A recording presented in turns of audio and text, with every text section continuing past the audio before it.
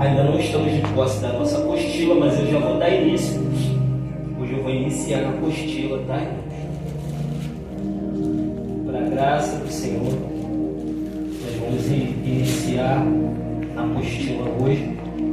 Alguns irmãos ainda não efetuaram o pagamento da apostila, e nós necessitamos que os irmãos façam isso para a honra e glória do nome de Jesus, para que possamos dar continuidade a esse estudo. Eu louvo a Deus pela vida de cada irmão que está aqui nessa noite. Alguns irmãos não, todos os irmãos aqui estão antes de mim aqui, até na igreja, tá? Eu louvo a Deus e eu tenho orado pela vida dos irmãos, tenho pedido a Deus nas madrugadas que abra o entendimento. Sabe por quê? Porque eu posso chegar aqui e passar muito conhecimento para os irmãos. Posso passar conhecimento, mas se não for regado pelo Espírito Santo de Deus, nada disso vai adiantar.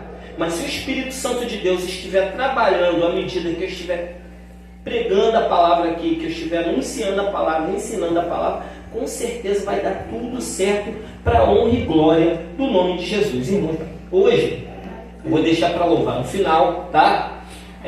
Eu vou pedir aqui, antes de nós fazermos, eu gostaria que os irmãos abram as vossas Bíblias. Não precisa ficar de pé, tá? Abram as vossas Bíblias em João 14, capítulo 14, verso 26. João 14, verso 26, diz assim, só para nós começarmos, tá? Mas o Consolador, o Espírito Santo, a quem o Pai enviará em meu nome, esse vos ensinará todas as coisas e vos fará lembrar de tudo o que eu vos tenho dito. Amém? Vou repetir novamente. Mas o Consolador, o Espírito Santo, a quem o Pai enviará em meu nome, esse vos ensinará todas as coisas e vos fará lembrar de tudo o que vos tenho dito. Então, eu vou pedir a Vitória que esteja projetando aqui um vídeo do Augusto Nicodemos. Eu vou pedir aos irmãos que prestem atenção nesse vídeo, tá? Então, como eu estava falando, quando ela vai colocando ali o vídeo, tá? Como eu estava falando aqui, nós assim, para quem não veio semana passada, só vai dar uma recapitulada. Nós estamos falando sobre os dons ministeriais. Inclusive, o nome do seminário é Revelando os Dons. Então, nós estamos aqui para falar sobre o dom do evangelista, tá? Mas eu tenho que dar uma introdução para que os irmãos possam entender, tá? Para que os irmãos possam entender o que é um dom espiritual, o que é um dom de Deus e o que é um dom de Cristo. Nós estamos ensinando aqui para os irmãos, recapitulando da semana passada, o dom de Cristo, os dons de Cristo, que a Bíblia vai dizer que subindo ele aos céus, está lá em Efésios capítulo 4, no texto que nós lemos, né? Logo aqui em cima. Subindo ele aos céus, ele deu dons aos homens, né? E o dom do evangelista, ele está incluído nessa lista de dons, que nós estamos citando aqui. Mas para nós entendermos a organização dentro da igreja, para nós entendermos essa organização, a gente tem que passar por algumas coisas nessa noite para poder falar para os irmãos, tá? A gente não pode entrar assim de cara no assunto e falar só sobre o assunto evangelista se os irmãos não estiverem introduzido o que é o corpo de Cristo. Então nós estamos dando uma introdução sobre o que é o corpo de Cristo. Conseguiu, Vitória? Ainda não? Tá. Então eu vou entrando aqui, tá? Vamos lá. Entrando na apostila mesmo, que eu estaria dando para os irmãos. Olha, é evidente, irmãos, que o propósito do Senhor Jesus era que houvesse uma sociedade dos seus seguidores, tá? O propósito de Jesus era que houvesse uma sociedade dos seus seguidores, quando Jesus forma a igreja, tá?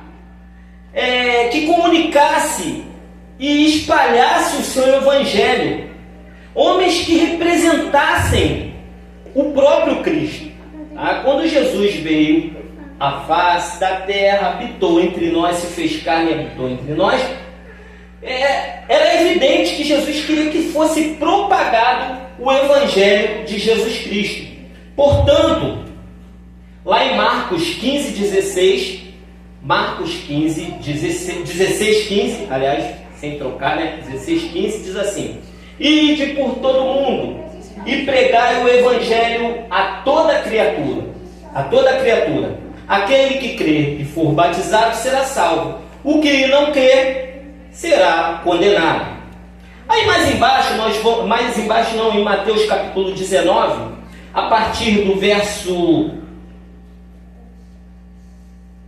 Mateus 20, a partir do verso 19, diz assim: portanto, ide, fazei discípulos de todas as nações, batizando-os em nome do Pai, do Filho e do Espírito Santo, ensinando-os a guardar todas as coisas que eu vos tenho mandado. E eis que eu estou convosco todos os dias, até a consumação dos séculos. Amém. Então, quando nós vamos observar esse texto aqui, Jesus falando, o interesse de Jesus é que o evangelho que ele estava pregando ali na Judéia, Samaria, em outros lugares onde os pés de Jesus Cristo chegou, que chegasse a todo mundo. E isso era notório, irmãos, que Jesus queria que o evangelho dele fosse propagado, anunciado a todas as nações.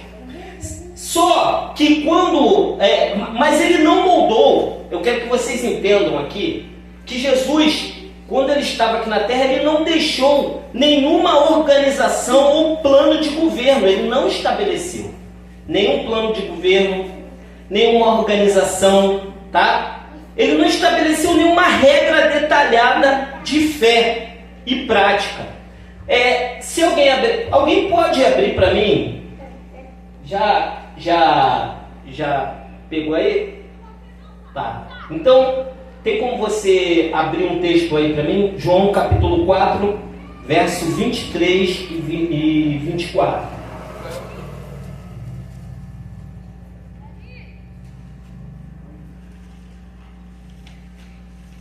João capítulo 4, verso 23 e 24, eu gostaria de ler. Só que quando Jesus estava aqui, ele não estabeleceu uma regra detalhada do que seria o reino dele. Fica com isso aí na mente. Ele queria que o evangelho fosse propagado, mas o próprio Jesus, ele não deixou nenhuma regra detalhada. Ele não deixou nenhum manual para que os discípulos pudessem prosseguir. Pega esse ganchinho aí, vamos entender. Espera esse texto aí para mim, por gentileza. João capítulo 4, verso 23 e 24. Espera aí, deixa que eu abra aqui então, para ler com os irmãos. Tudo bem. Não tem problema. João capítulo 4.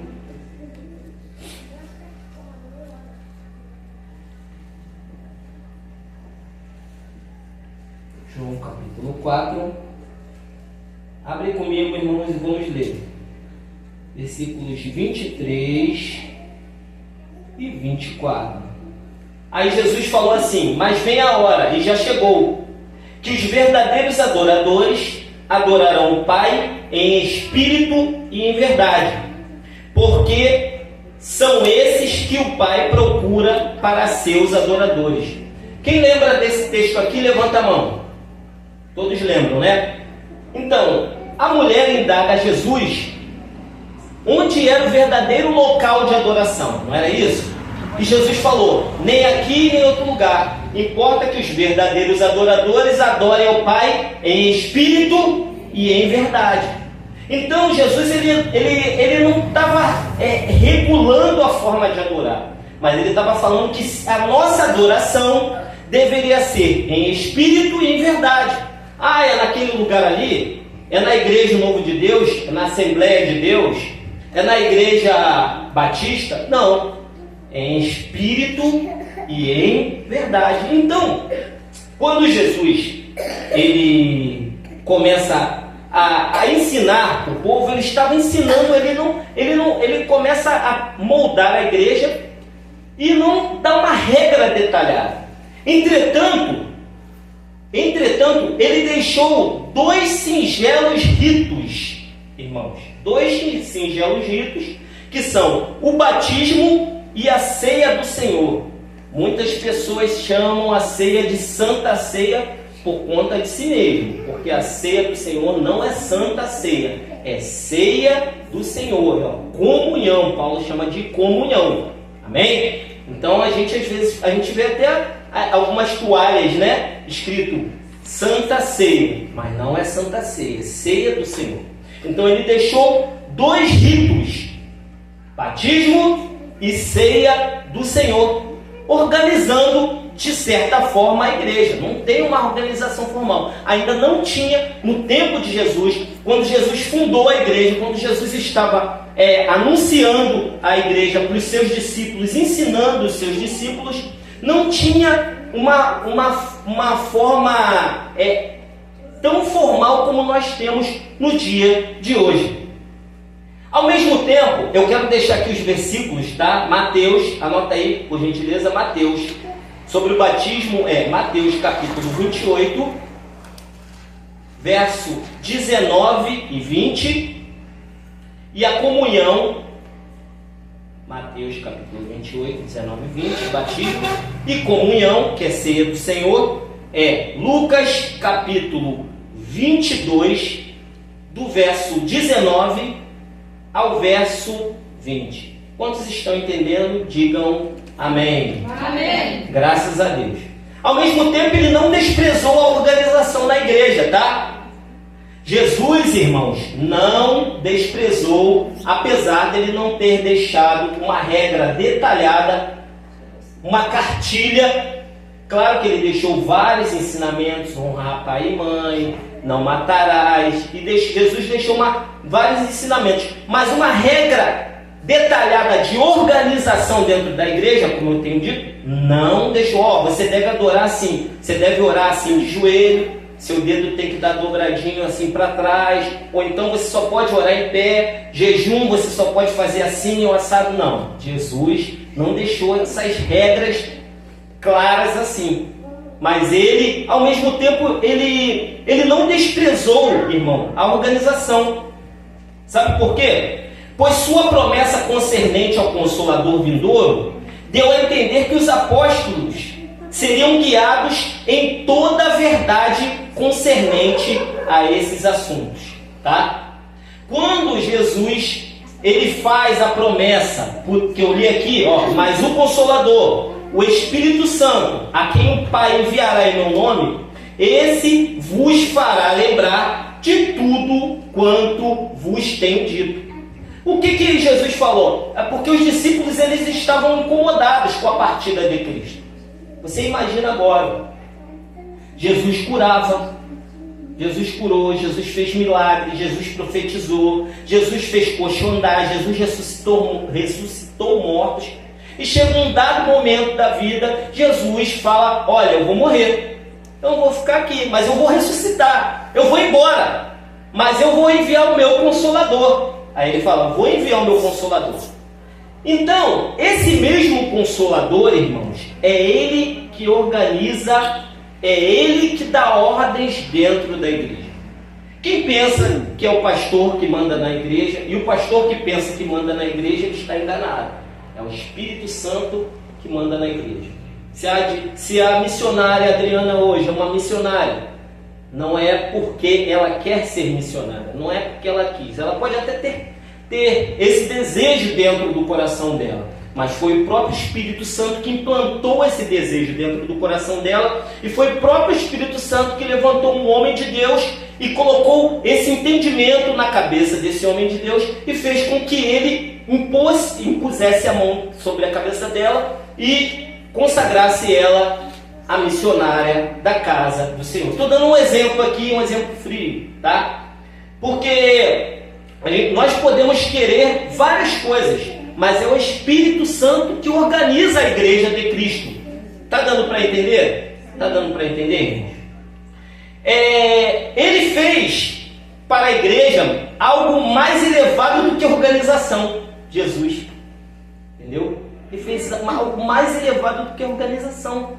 Jesus, ele poderia ter deixado um manual de regra, de formas, como tinha-se o manual do Antigo Testamento. Não matarás, os 10 mandamentos. Mas Jesus, ele fez um padrão mais elevado de organização dentro da igreja. Ele concedeu a sua própria vida, tornando-a em organismo vivo dentro da igreja. Jesus, ele morre, isso chega a me arrepiar sinceramente, irmãos. Jesus morre e ele derrama a sua vida pelos nossos pecados, e através da morte dele, ele derrama dons sobre a nossa vida, irmãos. E ele derrama a sua vida dentro da igreja. E agora, a igreja passa de ser Claro que nós temos um mecanismo de funcionamento dentro da igreja. Nós temos a igreja como organização e a igreja como organismo vivo, tá? Nós temos isso aí. Mas ele derrama a sua própria vida. É o próprio... Olha, se hoje esse evento está montado aqui, se hoje os irmãos estão sentados aqui, ouvindo essa palestra, é porque Cristo derramou os dons dele sobre a igreja, para que nós pudéssemos estar aqui, nos reunindo e nos organizando como igreja do Senhor. Quantos estão entendendo? Tem graças a Deus. Estão me acompanhando. Em 1 Coríntios capítulo 12, verso 12 e verso 13. Vai dar para abrir aí? 1 Coríntios capítulo 12. E logo após eu vou estar passando o videozinho que já vai sair a calhar, tá, irmãos? 1 Coríntios capítulo 12, verso 12 e 13. Olha o que vai dizer.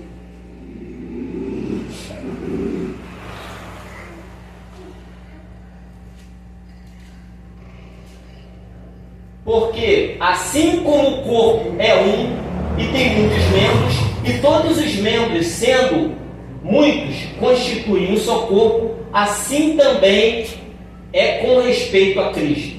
13, por favor. Pois em um só Espírito todos nós fomos batizados. Amém? Em um só Espírito todos nós fomos batizados. Quer judeus, quer gregos, quer escravos, quer livres. E a todos nós foi dado de beber de um só Espírito. Isso se chama unidade. O padrão de regular de Cristo Jesus, o padrão de organizar a igreja de Cristo Jesus é maior do que nós pensamos. É maior que uma regrinha só, irmãos. Não é uma regrinha. Não é um livro, não é eu chegar para a Diaconisa Elizabeth e falar assim: Diaconisa Elizabeth, faça isso, não faça isso. Hoje nós somos regulados, irmãos, pelo Espírito Santo de Deus. Se nós estamos aqui em obediência ao pastor da igreja, se nós estamos aqui em obediência à igreja de Cristo, nós estamos em obediência a Cristo para a honra e para a glória do nome de Jesus. Sabe por quê? Porque Cristo derramou o seu sangue na cruz do Calvário, para que hoje houvesse essa organização. Agora eu gostaria que a nossa irmã Vitória soltasse o vídeo que eu pedi, por favor.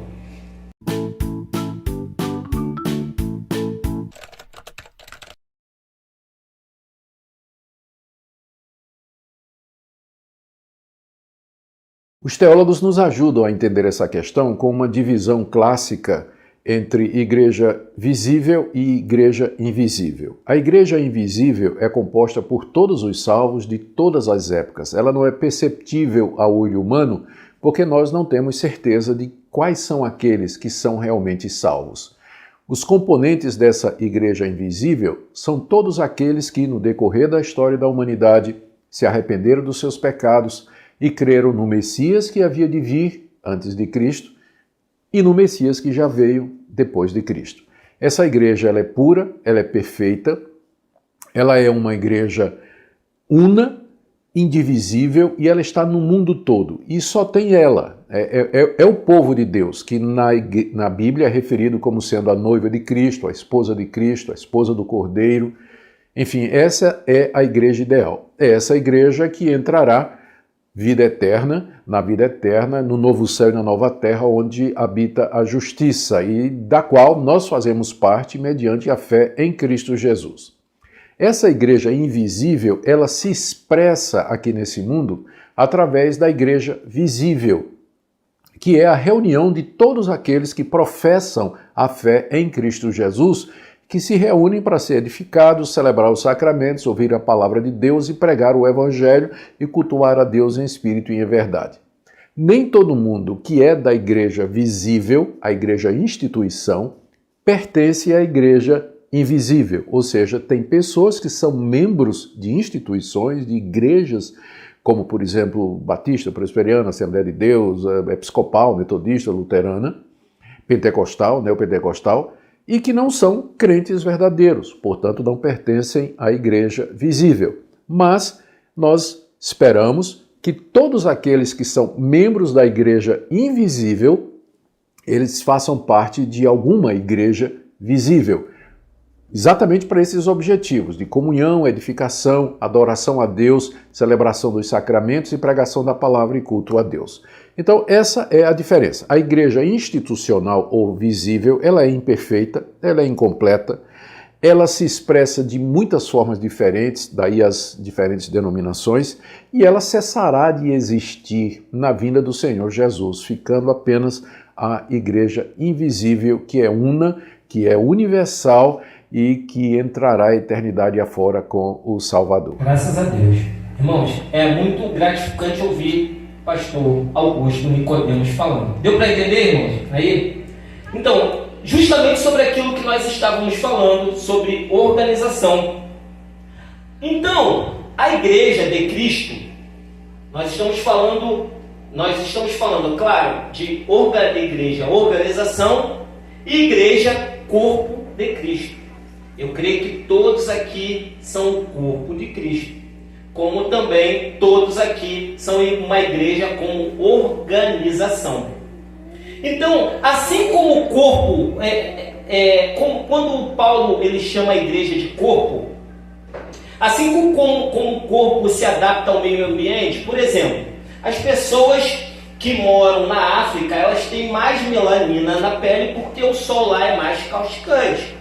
E uma pessoa caucasiana, branca, ela não se adaptaria muito bem ao sol das savanas africanas direto, porque ia queimar ela. Tu vê a pessoa que pega muito sol, quando ela é muito branca, ela fica cheia de pintas e às vezes até desenvolve um câncer de pele devido à exposição no sol. Agora, as pessoas que estão mais pro lado da Europa, onde tem menos sol, é mais frio, elas são mais clarinhas e assim por diante. E o corpo ele vai se adaptar mediante o que a natureza ela vai nos oferecendo. O corpo ele vai se adaptando. Assim como o corpo, nosso corpo se adapta a determinadas coisas, assim o corpo vivo também se adapta, o corpo de Cristo também se adapta ao ambiente em que nós estamos. Por exemplo, vou te dar um exemplo. O corpo, aqui nós somos o corpo de Cristo. Aqui, toda vez que as pessoas vão louvar, se pede-se para ficar em pé. Tem igrejas que as pessoas ficam sentadas. Tem igreja que tem cadeira no púlpito. Tem igreja que não tem cadeira no púlpito. Essa é a forma que o Espírito Santo vai organizando a igreja, tá? É o Espírito Santo que vai organizando a igreja de forma pessoal para cada igreja e para cada denominação. Mas todos somos um em Cristo Jesus. Entendeu? Por exemplo, quando eu era mais novo, eu era de uma igreja, Assembleia de Deus, e eu tinha meus 20, 24 anos, entendeu? Tinha 24 anos, e assim, sabe, aquele pregador voraz, leitor da Bíblia, e eu fui pregar na igreja da minha avó. A igreja da minha avó era uma igreja histórica, aquelas Assembleias de Deus históricas, bem antigas, onde não se podia bater palma e nem se gritar glória a Deus, entendeu? Não podia, era uma igreja Assembleia de Deus histórica. Então, e aí eu cheguei lá, dá glória a Deus aí, igreja. Eu não entendia que ninguém, todo mundo olhando pro corpo. Aí eu falei assim, vó, será que o pessoal... Eu lembro até a mensagem que eu preguei. Eu preguei Ezequiel capítulo 37, entendeu? E aí eu fiquei frustrado. A minha avó falou, não, aqui não pode bater palma, não pode gritar muito. E era só uma congregação, era uma congregação grande, do tamanho dessa. Tinha bastante gente, mas tinha muita gente idosa. Então tem gente que gosta de gritar mais, para a igreja que gritam mais. Tem gente que gosta dos dons do Espírito, tem outros que gostam menos. Tem outros que gostam do sapateado e outros não. E assim o corpo de Cristo vai se adaptando ao meio ambiente. Uma vez não, eu estava essa semana, não sabia, olha, irmãos, eu vou falar uma coisa, esse estudo aqui, que eu estou dando para os irmãos, é um estudo que eu venho na base de um ano e meio, antes de eu sair da minha antiga igreja lá de Copacabana, eu já vinha pesquisando. Deus mandava pesquisar sobre igreja, sobre os dons ministeriais, os dons espirituais, e eu não sabia por que eu estou pesquisando. Quando o pastor Sidney me pediu para trazer esse estudo para os irmãos, ele já estava praticamente pronto. Por quê? Porque eu já tinha pesquisado bastante. Eu não sabia por quê. Agora eu entendo porque o Espírito Santo havia colocado isso no meu coração. Então, quando nós vamos observar, cada igreja tem sua peculiaridade. Cada igreja, falando de organização, tem sua peculiaridade segundo as suas necessidades. Eu vi o pastor, ele inclusive ele é um poliglota, ele fez a tradução da NVI para o português, poliglota. É um poliglota, ele fez a tradução da NVI para o português. E ele falou que um trabalho que um batista faz, talvez um pentecostal ou um neopentecostal não consegue fazer. Mas um trabalho que um pentecostal faz, de ir lá na boca de fundo, pregar, botar a mão sobre o tráfico, mandar, colocar o fuzil no chão e orar por eles, talvez um batista não faça. Entendeu? Por quê? Porque cada igreja tem sua necessidade segundo o querer e a vontade do Senhor. É por isso que eu não gosto de criticar nenhuma denominação. Há um tempo atrás, tinha uma denominação que eu tinha um certo resguarde contra essa denominação, mas aí o Espírito Santo ele vai mostrando a você que tudo é preconceito seu. Porque o primo da minha esposa, o nome dele é Kelvin, ele era traficante, irmãos. Era traficante. E Jesus começou a alcançar ele através dessa denominação, não vou citar porque está gravando aqui, tá? Não é bom. E Deus começou a alcançar a vida dele. A mãe dele ia nas reuniões, na reunião de libertação, ele inclusive tem as fotos de fuzil, ele dava, nós dávamos muito conselho a ele. Um dia ele falou, vou largar o tráfico, largou o tráfico, largou tudo, ele chegou a cair, chegou a se machucar várias vezes, teve vários problemas, várias dificuldades. Para honra e glória do nome de Jesus, semana passada ele postou uma foto, glória a Deus, aleluia, Jesus, postou uma foto lá na igreja, recebendo o diploma de cooperador, mas é aquele cooperador quase pastor, sabe? operador todo arrumadinho. Irmãos, o que é isso?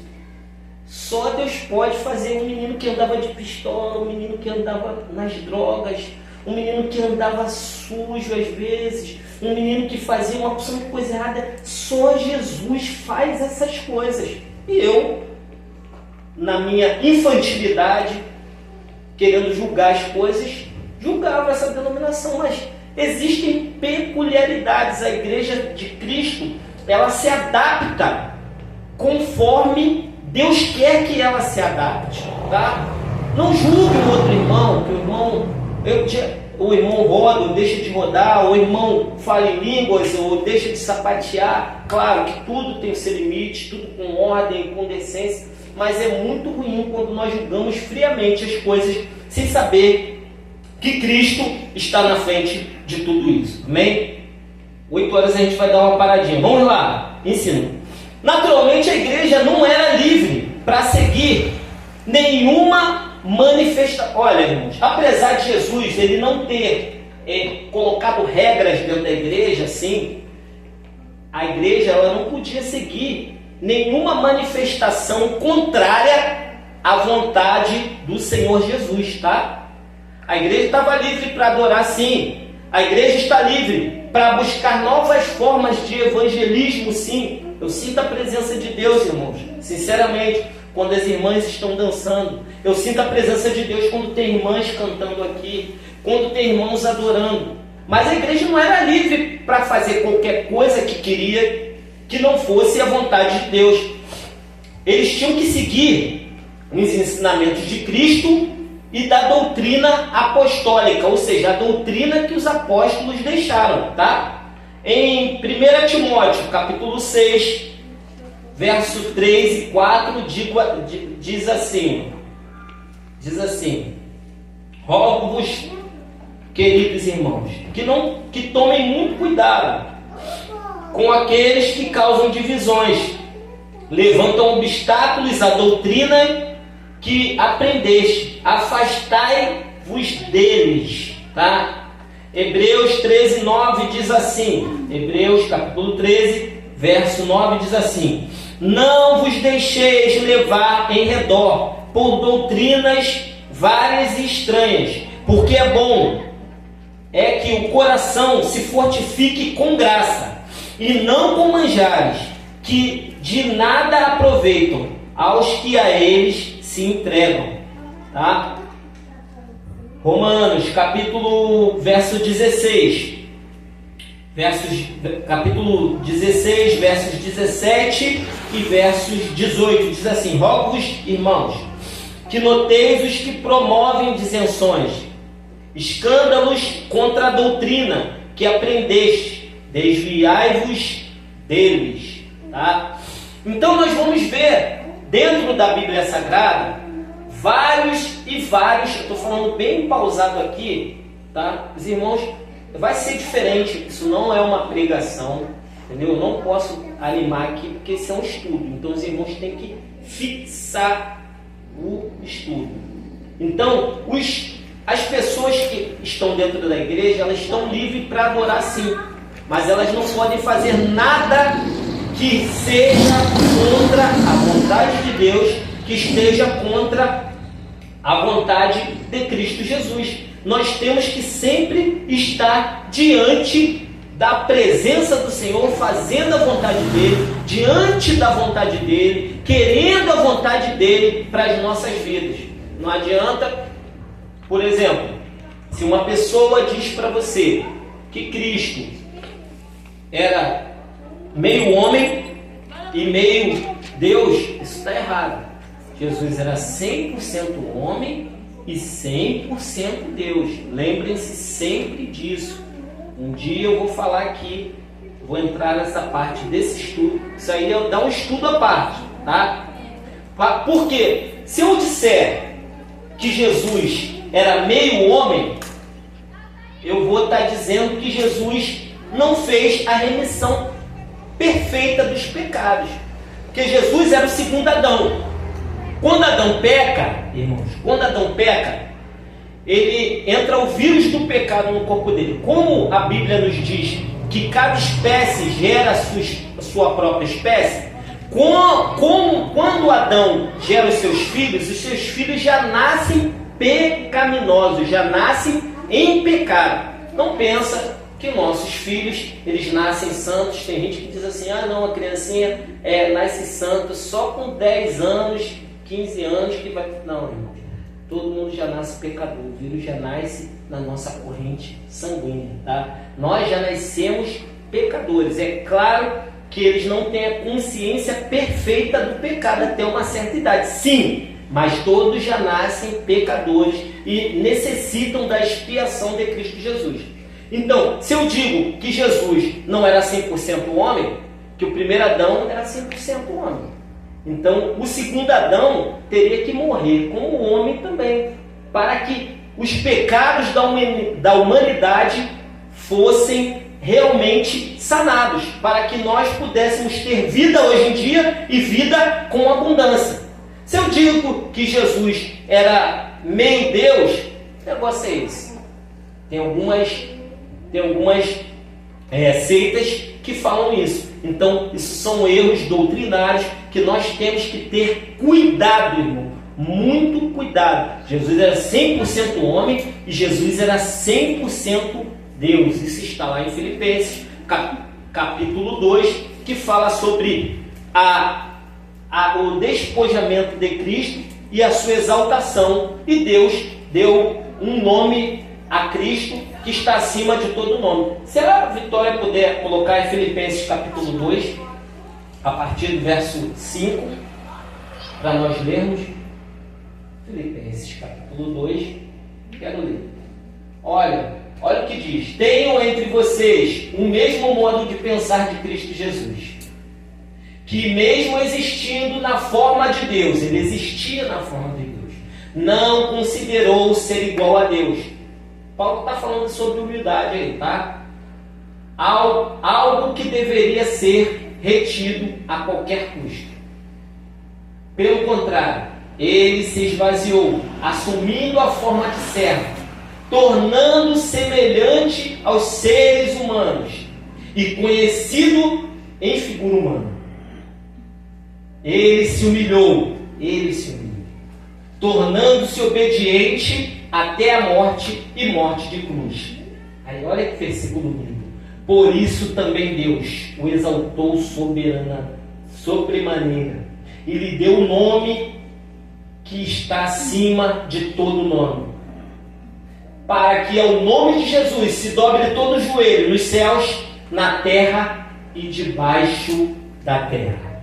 Tá? Isso aí é para guardar. Se você puder memorizar esse versículo, você pode memorizar, tá? Irmãos, aí, deixa eu ver se ainda dá para mim mais um pouquinho aqui, tá? Qualquer manifestação contrária aos princípios das Escrituras é corrupção, tá? Recomendo aos irmãos que tomem cuidado. É o que Paulo vai dizer aqui. Recomendo aos irmãos que tomem cuidado com aqueles que causam divisões. Isso eu já falei aqui e tal e tudo. Durante os dias, aí vamos caminhar mais um pouquinho. Passou ali à frente, passou os tempos de Jesus e vamos lá para os dias de Pentecostes. Durante os dias que se seguiram ao Pentecostes, os crentes praticamente não tinham nenhuma organização. Por algum tempo faziam cultos em suas casas e observavam as horas de oração no templo. Então, era mais ou menos assim. Teve uma época aí que tinha uma forma de se cultuar a Deus, que algumas igrejas ainda fazem isso, que hoje se chama de visitação e culto nos lares, que era você ir fazer culto na casa da pessoa e ali você vai formando discípulo, forma discípulo aqui, que era a forma que os discípulos faziam. E eles observavam as horas de oração no templo. Tanto que quando lá em Atos dos Apóstolos, quando Pedro e João subiam para a oração, a hora nona, não é isso? eles encontraram com um cego, com um coxo cego. Olha só, eu mudando as coisas. Um coxo, ele era coxo, não era cego, ele era um coxo de nascença. E ele disse: ó, nós não temos prata e não temos ouro, mas o que temos, isso te damos. Essa era a hora da oração. Eles subiram para a oração e daí por diante curaram. Então, naquela época, as orações eram de casas em casas. As igrejas eram nas casas. Eles só se reuniam no templo, nas horas de oração, para se orar, para buscar o Senhor, para observar e para pregar também o Evangelho. Tanto que nós vamos ver ali em Atos dos Apóstolos que Estevão estava pregando e começou a discutir ali com alguns irmãos que estavam ali sobre o Evangelho de Jesus Cristo. Começou a pregar e eles se enfureceram, fizeram o quê?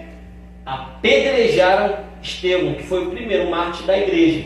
Vemos aí, daí por diante. Então, irmãos, a igreja começou assim dentro das casas. Foi o primeiro tipo de organização que teve. E no templo eram só as orações. Isso foi completado pelo ensino de comunhão apostólica. Ao crescer numericamente, a organização originou-se da seguinte maneira.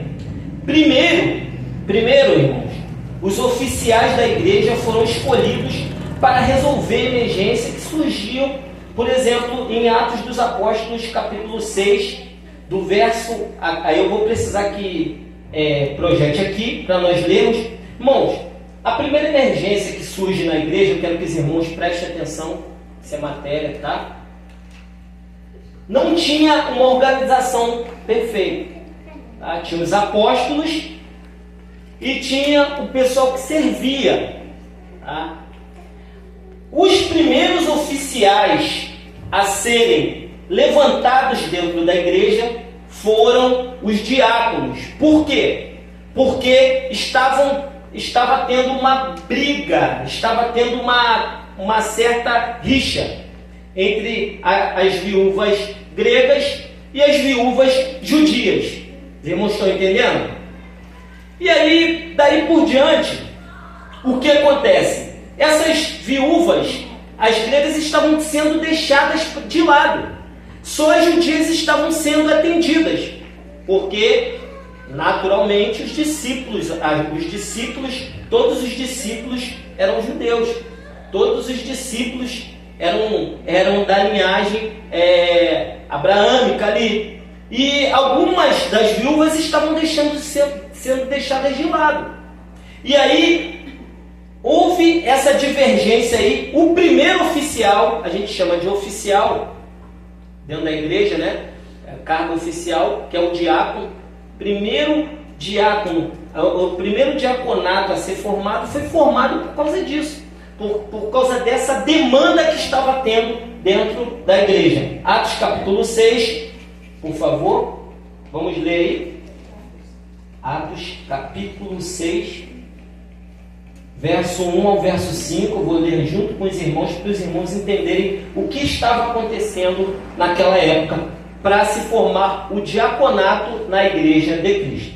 Olha o que diz a palavra do Senhor. Naqueles dias, aumentando o número dos discípulos, houve murmuração dos helenistas contra os hebreus, porque as viúvas deles estavam sendo esquecidas na distribuição diária.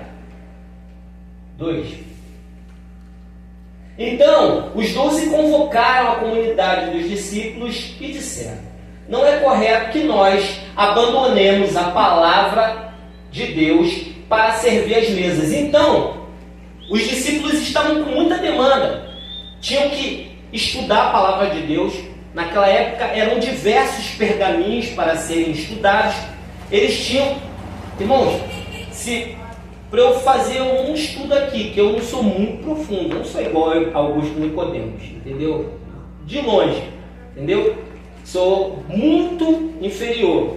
Mas eu tive que pegar vários livros, vários comentários, eu tive que ler várias coisas, ficava nos artigos, e entre Eloá, e dar atenção a Eloá, da esposa, e às vezes um amigo de trabalho sentava do meu lado, e que quer conversar na hora do almoço. Não dá, irmão, não dá para conversar. Eu como rapidinho, vou lá, me isolo e vou abrir meus estudos no meu celular. Entendeu? Não dá para conversar. Alguma hora que o Espírito Santo manda eu falar alguma coisa para alguém, eu ouvir alguém, eu ouço, mas eu tenho que tirar. Às vezes eu perco uma parte do meu sono, sento na cozinha, vou ler, vou pesquisar, às vezes deitado mesmo, vou pesquisando. Então, os discípulos tinham essa função naquela época. Eles tinham que estar ligados dentro da palavra. Por quê? A igreja estava sendo fundada. E o diabo sabia que através de quanto mais perseguia a igreja, mais a igreja crescia. Quanto mais a igreja perseguia a igreja, mais a igreja crescia. O diabo sabia que não adiantava perseguir. Então, vamos botar o veneno do erro no meio da igreja. Então eles tinham que estudar, para rechaçar as pessoas que estavam errando dentro da igreja. Então, eles não podiam deixar para servir a mesa.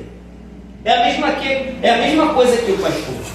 O pastor, o diácono também, vocês, nós temos que estar preparados. Isso aí eu estou abrindo um parênteses dentro do Espírito. Nós temos que estar preparados, irmão, para pegar a palavra de Deus, para rechaçar o erro, para falar, está errado isso. Temos que ser exemplo também para falar isso, tá, irmão? Você está errado, apontar o erro dos outros é bom, mas ser exemplo é bom também, tá? Aí diz assim: por isso os irmãos escolheram entre vocês 7 homens de boa reputação, cheios do Espírito Santo e de sabedoria, para os encarregarmos desse serviço. Quanto a nós consagraremos a oração e ao ministério da palavra. 5. O parecer agradou a todos. Então elegeram Estevão, homem cheio de fé do Espírito Santo. Aí, olha só, como Lucas ele já diz que Estevão é um homem cheio de fé e cheio do Espírito Santo. Filipe, Prócoro, Nicanor, Timão, Pérmanas, Nicolau, prosélito de Antioquia. Então, irmãos, a gente vai entender aqui que a primeira demanda da igreja foi o serviço. Então, não se podia deixar o serviço de lado. Mas também não se podia deixar a palavra de Deus.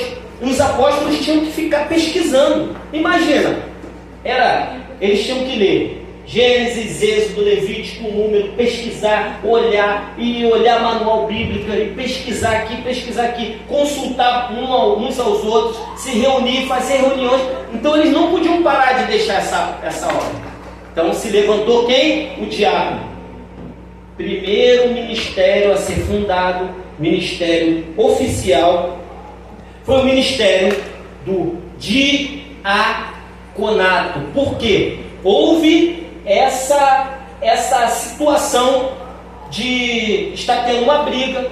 Os helenistas estavam brigando com os hebreus. Por quê? Porque suas viúvas estavam sendo deixadas de lado. Não podia. Tem que atender todo mundo, tem que ser igual. Para sanar essa briga, os apóstolos se reuniram e levantaram o diaconato. Nós vamos dar uma pausa. São 8 horas em ponto. Vamos dar uma pausa aí. Vamos comer um biscoitinho ali, tomar um café, para a honra e glória do Senhor Jesus. Amém? Meus irmãos, antes de parar aqui, eu quero perguntar aqui. Irmãos, os irmãos estão entendendo? Sim. Estão entendendo?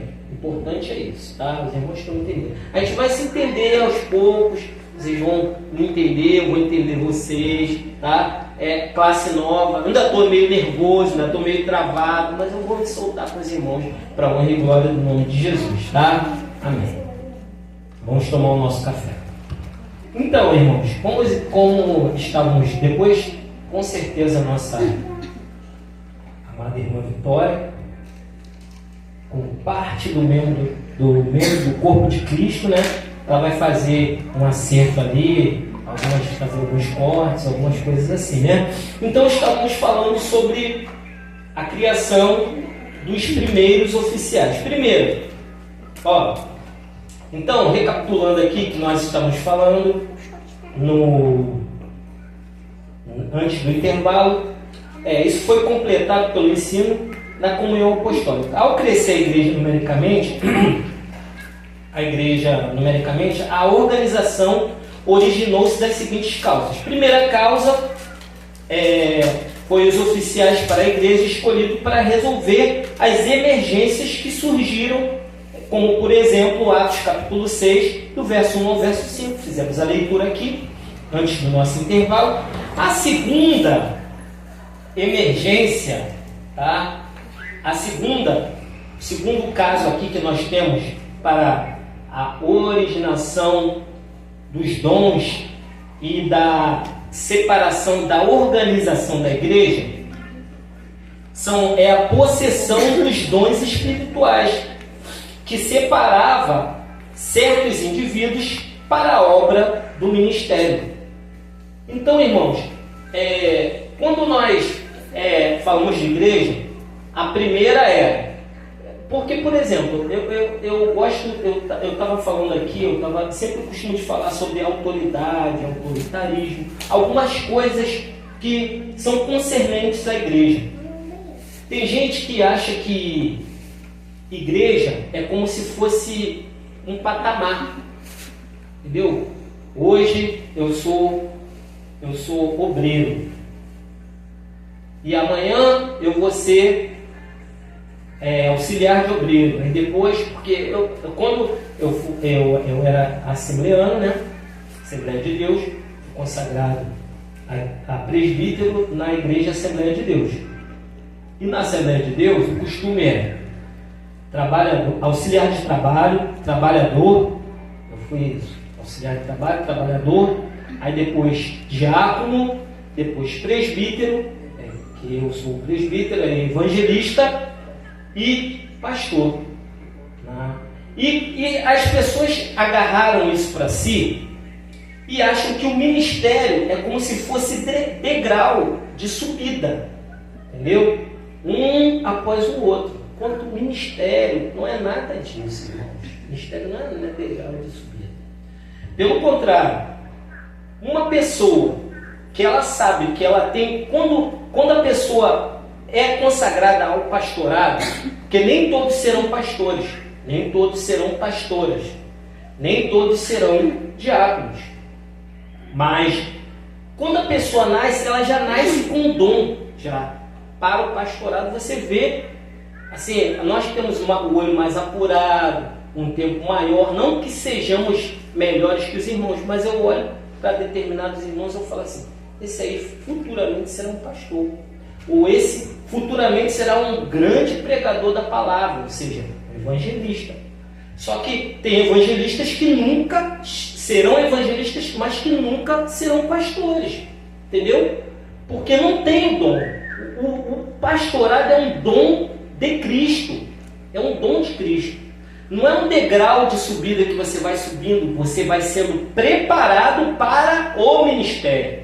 Tanto que Paulo fala, não impõe a mão precipitadamente em ninguém. Quando fala não impor a mão precipitadamente em ninguém, é não impor a mão antes do tempo, para a pessoa não se soberbecer e achar que é melhor que todo mundo, tá?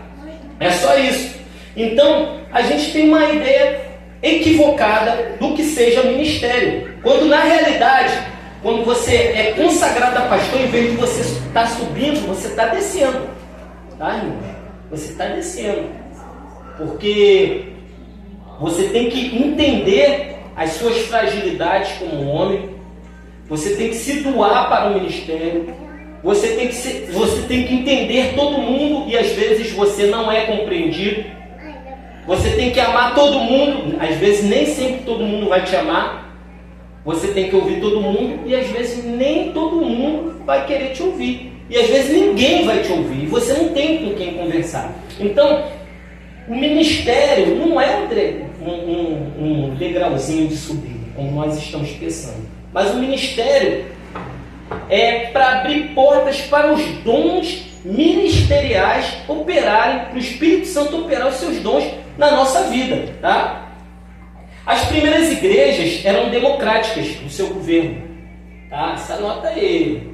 As primeiras igrejas eram democráticas no seu governo, irmãos. eles eram totalmente democráticos. Hoje em dia, nós vemos igrejas totalitárias e às vezes autoritárias, mas ainda existem igrejas que tipo, por exemplo, a Igreja Batista, os membros que escolhem o seu pastor. O pastor vai lá, estuda, é consagrado ao pastorado, mas a igreja que escolhe o seu pastor. A igreja que vai escolher o pastor dela. Tá? Os presbíteros e os diáconos, os presbíteros, porque presbítero não é nada mais, nada menos que quer dizer ancião.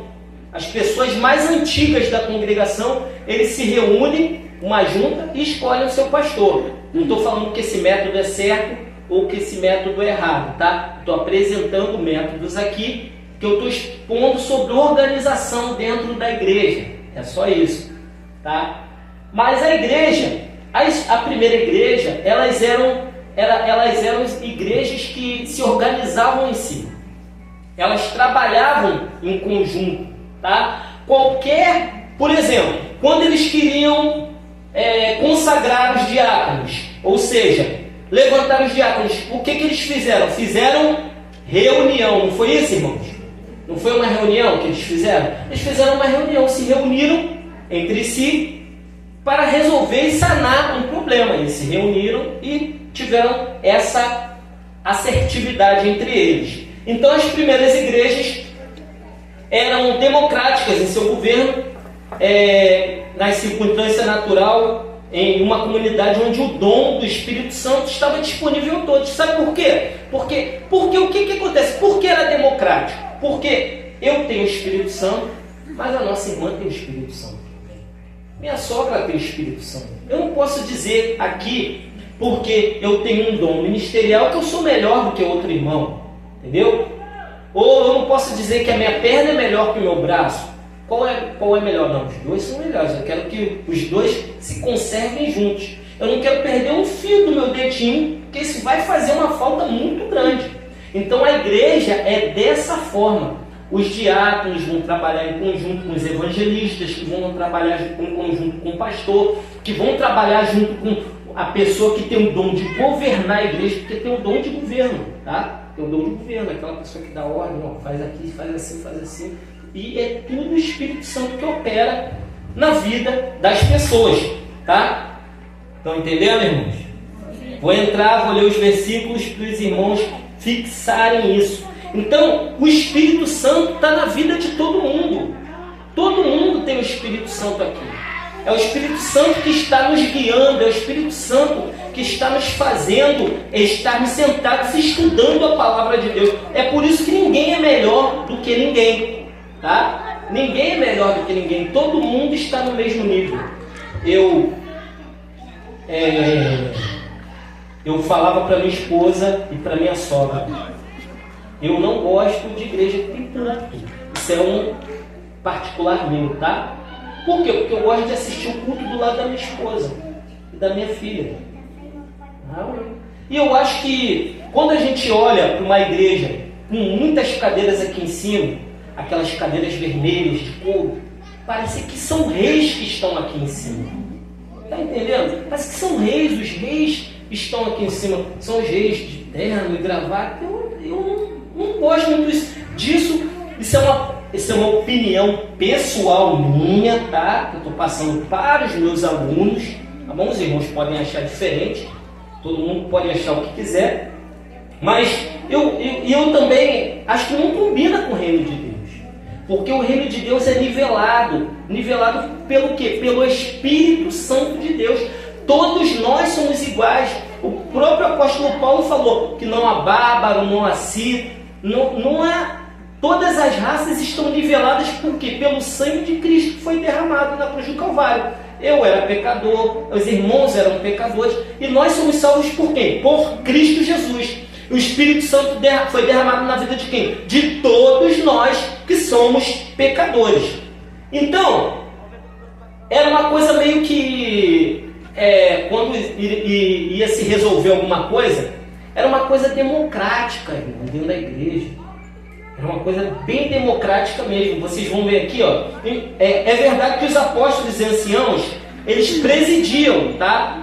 Os apóstolos, eles tinham grande influência dentro da igreja, porque eles tinham andado com Cristo, eles tinham o dom apostólico, tá? Eles andaram com Cristo, então eles fundaram a igreja e eles passavam as doutrinas, ou seja, as regras que a igreja tinha que seguir. Entendeu? E as reuniões de negócios e as seleções dos oficiais da igreja eram presididas pelos apóstolos e pelos presbíteros que estavam ali, pelos apóstolos, pelos presbíteros, entre outros, tá? Eu gostaria de pedir a Vitória que projetasse aí Atos dos Apóstolos, capítulo 15, verso 22.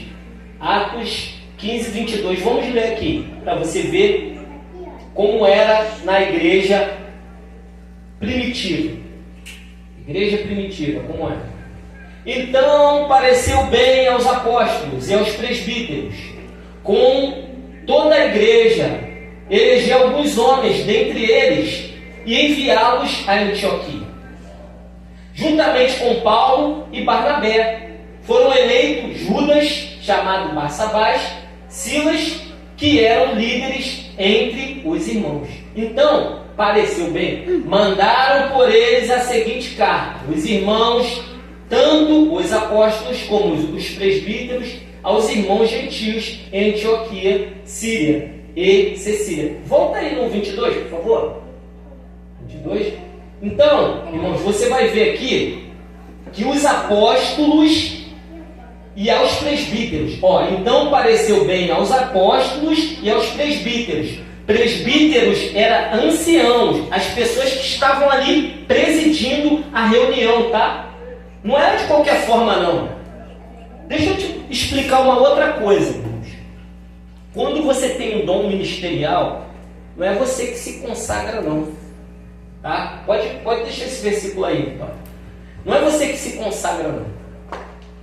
Se você tem um dom ministerial, se você tem uma chamada para ser oficial dentro da igreja, primeiro, a igreja tem que reconhecer isso em você. Grava isso aí bem, tá?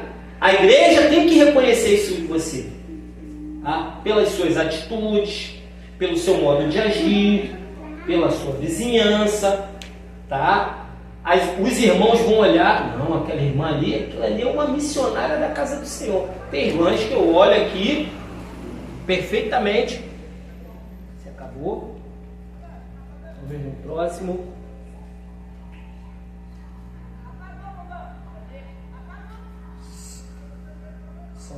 Alguém pode ligar aqui para mim, por gentileza? Tá ligado? Tá ligado? Tá ligado, pô.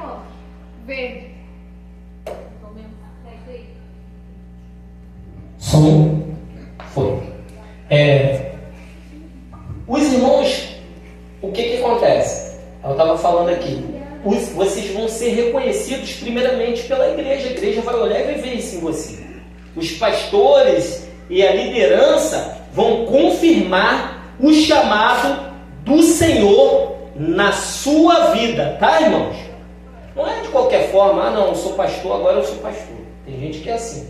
Sou pastor, agora já me consagrei, eu mesmo desço óleo sobre a minha cabeça, não sou obediente a ninguém, não preciso de ninguém para me consagrar, eu já me consagrei, eu vou abrir uma igrejinha ali. Não, estou aqui, estou ajudando. Geralmente acontece assim, o cara vem para uma igreja, começa a ajudar o pastor, e aí começa a se achar melhor que o pastor que está ali. Ele não quer juntar, ele quer separar, entendeu? Ele quer separar, ele quer ser melhor que as outras pessoas. Ele não consegue esperar o tempo da confirmação de Deus na vida dele e ele se antecipa. Tem gente que vai de uma igreja para outra só com promessa de ser consagrada a pastor. Irmãos, onde nós estamos? Eu acho que a pessoa que sai de uma igreja para outra para ser consagrada a pastor não sabe o nível de responsabilidade que ela está trazendo para a vida dela. Isso vai custar talvez a sua salvação, irmãos. O cara que for consagrado a pastor, for tentar pastorear sem ser pastor, ele está correndo risco de parar no inferno, irmão. Porque ser pastor não é para qualquer um, não. Ser pastor é para quem Deus chamou e Deus confirmou esse chamado e quem anda em obediência. Irmãos, vou abrir um parêntese aqui, vou abrir uma chave. Você quer ter êxito no teu ministério? Você quer ter êxito no teu ministério? Quer ter, né? Então, obedeça. Seja dolorido, doeu, o pastor falou uma coisa que não bateu bem, seja obediente. Porque quem não for obediente, quando você tiver um ministério, não será obedecido também, irmãos. Não será obedecido. Nós vamos colher aquilo que nós plantarmos no dia de hoje. Se você plantou uma coisa, você vai colher aquela mesma coisa que você plantou. Não tem como plantar mora e querer colher tangerina. Você não vai plantar. Se você plantou uma coisa ruim, você vai colher essa coisa ruim, irmãos. Então, no nosso ministério, no teu ministério, eu te dou um conselho. Seja obediente, espere o tempo de Deus, espere a confirmação de Deus. Ah, Deus, o pastor não me reconhece. Não, o Espírito Santo que não está te reconhecendo ainda, irmão. Se você não chegou o tempo, não é o pastor, é o Espírito Santo de Deus. Porque a obra que Deus tem na tua vida, ninguém pode remover essa obra. Ninguém pode tirar, não tem pastor que possa impedir a obra de Deus, não tem pastor que possa impedir o que Deus quer fazer na sua vida, tá, irmãos? Então é esse o conselho que eu dou para você nessa noite. Vamos lá, 1 Coríntios capítulo 16, verso 3, só para você ver que eles se reuniam e eles tinham reuniões e eram democráticas essas reuniões, tá? 1 Coríntios capítulo 16, verso 3. Glória a Deus. 1 Coríntios diz assim: e quando eu tiver chegado, enviarei com cartas aqueles que vocês aprovarem, para que levem a oferta de vocês a Jerusalém. Tá? Se for conveniente, eu também eles irão comigo. Volta ao 3, por favor. E quando eu tiver chegado, enviarei com cartas aqueles que vocês aprovarem, tá? Então, não era de qualquer forma, tá? Porque, por exemplo, quer ver uma coisa assim? Quer ver uma coisa que eu vou dar um exemplo aqui? Os irmãos estão aqui, estão me vendo aqui no púlpito. Eu estou pregando, estou dando vários exemplos para os irmãos pegarem isso. O que acontecia ali na igreja primitiva. Eu estou aqui pregando, mas se o irmão ou se a irmã me vê em falta lá fora, os irmãos vão aceitar a minha autoridade como presbítero aqui dentro? Os irmãos vão ficar com um pezinho atrás. Fala, pastor, aquele presbítero lá, sei não, entendeu? Tá estranho as coisas. Agora, quando o irmão anda sempre diante da presença do Senhor, com autoridade diante de Deus, obedecendo. Quando o pastor chegar aqui e for consagrar qualquer um dos irmãos, os irmãos da igreja todos vão concordar quanto a isso. Por quê? Porque aquele irmão tem autoridade de Deus e os irmãos viram que realmente e reconheceram essa autoridade na vida dos irmãos. Está entendendo? Era isso que acontecia na igreja ali primitiva. Irmãos, olha, estamos aqui reunidos, reúne o corpo diaconal, reúne os presbíteros, reunião de ministério. Eu estou pensando aqui, é um exemplo, tá? Supor que eu fosse Tiago. Tiago era o presidente da igreja de Jerusalém. Estou pensando aqui em consagrar o presbítero Paulo, que não está aqui, presbítero Paulo a pastor. O que os irmãos acham? Aí levanta o irmão, não, presbítero não está apto ainda. Tem umas coisas aí. Era assim que acontecia, irmãos, tá? Era uma coisa democrática. Ainda não é o tempo, tem que acertar algumas coisas assim. Era isso, é sobre isso que eu estou falando aqui. Está dando para entender como funcionava, como era o funcionamento da igreja primitiva, irmãos? Como era a organização dentro da igreja? Está dando para entender aqui? Quantos estão entendendo, digam amém. Amém. Graças a Deus. Então, diz assim, pelo que se lê em Atos dos Apóstolos, capítulo 14, verso 23 e Tito 1,5, poderá entender-se que Paulo e Barnabé nomearam anciões sem consultar a igreja. Mas historiadores eclesiásticos de responsabilidade afirmam que eles os nomearam de maneira usual, pelo voto dos membros da igreja. Vamos claramente ao que o Novo Testamento não há apoio para uma fusão das igrejas em uma máquina eclesiástica governada por uma hierarquia. Entendeu? Então, o que o autor está querendo dizer aqui? Eu separei esse comentário aqui dele. O que ele está querendo dizer aqui? Não há, dentro da igreja, não há espaço para monarquia. Para uma pessoa só mandar, não tem espaço. A igreja é um corpo, irmãos. A igreja é um corpo. E todos têm que trabalhar junto. Eu achei, irmãos, eu fiquei apaixonado pela aquela festa que nós fizemos lá, a festa na roça. A irmã Solange tem uma habilidade de organizar as coisas, de correr para lá, correr para cá. Vai, monta aqui, vai, tá mole, vai, faz o bolo. Aí, faz, irmã Grazi, o bolo, bota fermento, taca fermento no bolo. E a irmã Grazi tacou fermento no bolo. Não ficou bom. Depois ela mesmo começou a brincar. Outros irmãos têm outras habilidades. Eu vejo irmãs aqui que têm habilidades para o culto de libertação. Tem outros irmãos que têm habilidade aqui para a mesa de libertação. Tem outras irmãs que a gente não vê a obra delas, mas eu sei porque eu passo, eu vejo os irmãos, às vezes as irmãs não me vejam. Quando não tem nada aqui, elas estão visitando de casa em casa, estão dando palavra na casa das pessoas. Entendeu? Eu sei, e o corpo de Cristo funciona assim. Não tem espaço aqui para hierarquia. O corpo de Cristo não é uma hierarquia, não é um reinado. Não tem aquelas cadeiras aqui vermelhas de todo mundo sentado aqui, como se fossem os santos mais santos do que os que estão lá fora. Não tem espaço para isso aqui na igreja de Cristo. Tem espaço sim para nós sentarmos e adorarmos o Senhor uns com os outros, glorificarmos o Senhor, eternizarmos o nome que está acima de todo nome, irmãos. Louvarmos a Deus, que está acima de todas as coisas. Então, era assim que eles levavam a igreja, é assim que eles governavam.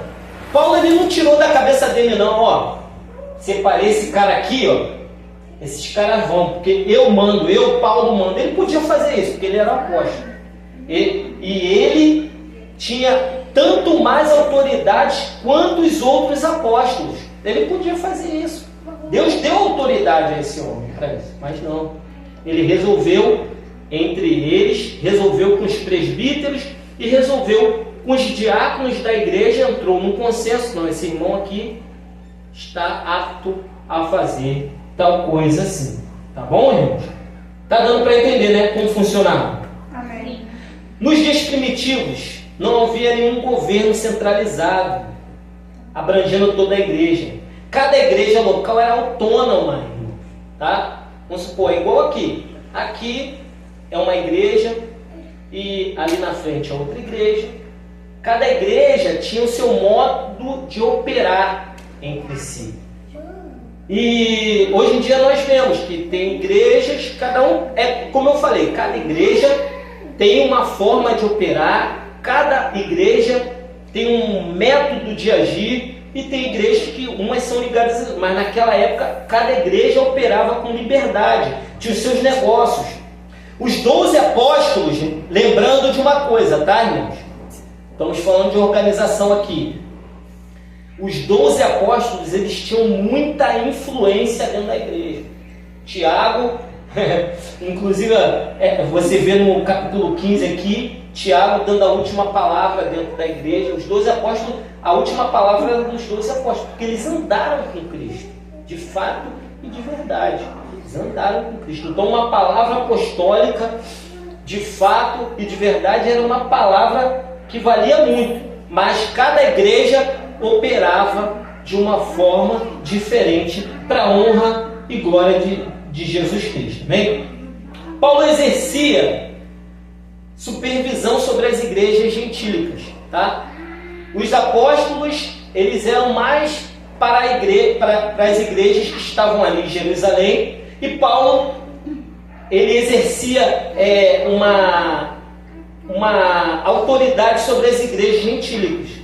E essa autoridade era puramente espiritual, e não uma autoridade oficial, tal como se outorga numa organização. Era uma autoridade, não era uma autoridade de se chegar, de nomear assim, ó, está nomeado, colou um crachá no peito de Paulo. Não era isso. É que Paulo tinha autoridade para falar o que ele falava.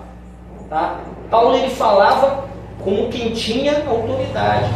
Ninguém colou um crachá. Só que, sabe aquela pessoa que quando fala alguma coisa para você, você leva a fé? Olha no teu olho e você fala assim, isso aí tem a autoridade de Deus. Era isso que eles viam em Paulo. Entendeu?